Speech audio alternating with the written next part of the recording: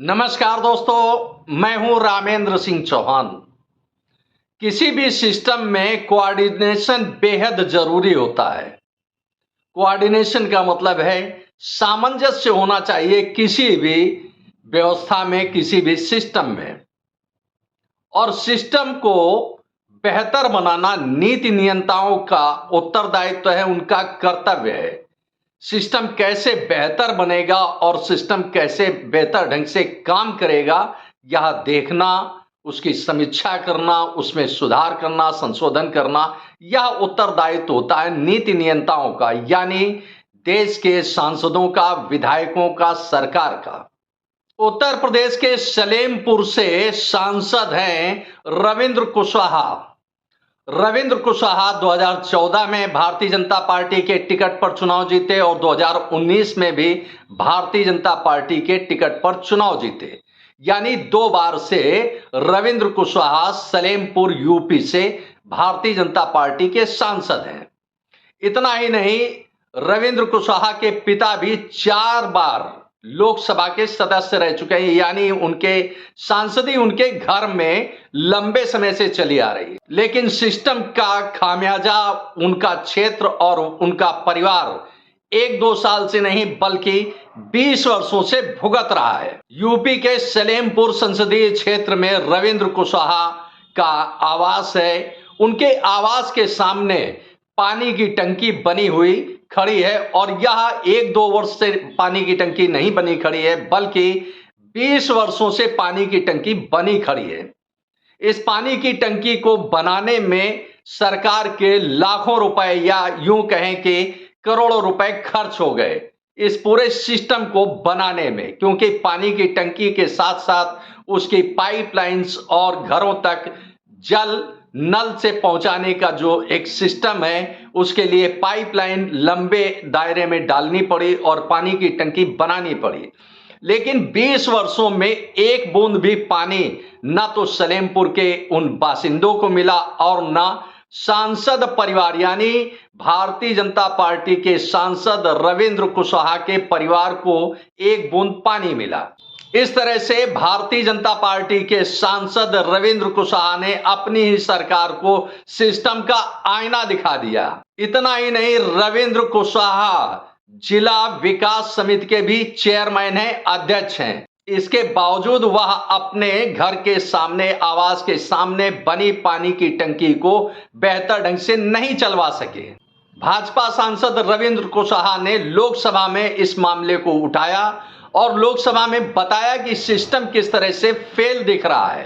करोड़ों रुपए खर्च करके पानी की टंकी बन जाती है, पाइपलाइन पड़ जाती है, लेकिन जिनके लिए यानी जो लक्ष्य होता है, जिन बासिंदों के लिए पानी की यानी पेयजल की व्यवस्था की जाती है, उनको एक बूंद पानी भी इस व्यवस्था से, इस सिस्टम से नसीब नहीं होता है। और यह हालात तब है कि जब रविंद्र कुशवाहा खुद जिला विकास समिति के अध्यक्ष हैं, चेयरमैन हैं और लोकसभा के सदस्य हैं, यानी सांसद हैं। सरकार को उनकी बात सुननी चाहिए, लेकिन सरकार से बार बार कहने के बावजूद रविंद्र कुशवाहा हाथ मलते रह गए और उनके संसदीय क्षेत्र सलेमपुर के इन इलाकों को एक बूंद भी पानी नसीब नहीं हुआ, वो भी 1-2 साल से नहीं बल्कि 20 साल से। तो इस तरह से भारतीय जनता पार्टी के सांसद ने अपनी ही सरकार को सिस्टम का आईना दिखा दिया, यानी यूं कहें कि खोखला सिस्टम, यानी यूं कहें कि भारतीय जनता पार्टी के सांसद ने अपनी ही सरकार को सिस्टम के खोखलेपन का आईना दिखा दिया।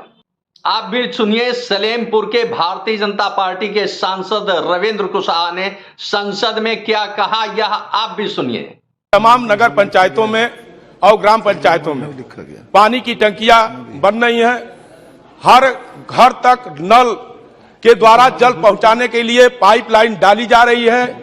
तमाम काम पूरे हो जा रहे हैं, पानी की टंकियां बन जा रही हैं, लेकिन बनने के बाद इन टंकियों को चलाने का जिम्मा नगर पंचायत और ग्राम पंचायत को हैंडओवर कर दिया जाता है। क्योंकि नगर पंचायत और ग्राम पंचायत के पास इन पानी टंकियों के संचालन के लिए कोई अपना टेक्निकल स्टाफ नहीं है, जिसके कारण ये पानी की टंकियां बन करके जिस उद्देश्य के लिए कि लोगों तक पानी पहुंचे वो योजना सफल नहीं हो पा रही है। और मैं व्यक्तिगत अपना कारण भी कहना चाहता हूं। इसी सदन में मेरे पिताजी 4 बार सांसद थे। वो माननीय सभापति जी, और हमारे घर के जज सामने पानी की टंकी आज 20 साल से बनी है, लेकिन एक बूंद पानी आज तक उस पानी की टंकी से सप्लाई नहीं हुआ। इसलिए हमारी ये व्यक्तिगत पीड़ा है। हम दूसरी बार सांसद हैं, मेरे पिताजी 4 बार सांसद थे, लेकिन हम अपने ही घर के सामने की पानी की टंकी को चालू नहीं करा पा रहे हैं। हम जिले के दिशा कमेटी के अध्यक्ष भी हैं, बहुत बार कहने के बाद भी ये काम नहीं हो रहा है। इसलिए सदन के माध्यम से मैं ये बात कहना चाहता हूं कि ये नगर पंचायत और ग्राम पंचायत में जो पानी की टंकियां बन रही हैं, उनको चलाने के लिए टेक्निकल स्टाफ की भर्ती किया जाए।